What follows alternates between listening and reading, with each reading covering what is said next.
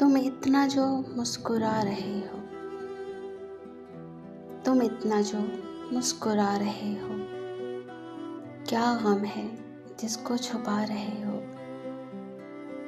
आँखों में नमी हंसी लबों पर, आँखों में नमी हंसी लबों पर, क्या हाल है क्या दिखा रहे हो।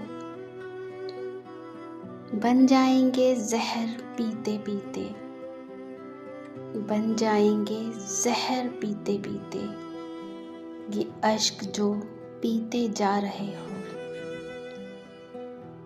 जिन जख्मों को वक्त भर चला है, जिन जख्मों को वक्त भर चला है, तुम क्यों इन्हें छेड़े जा रहे हो। रेखाओं का खेल है मुकद्दर, रेखाओं का खेल है मुकद्दर, रेखाओं से मात खा रहे हो। इस खूबसूरत कलाम के शायर थे कैफी आज़मी।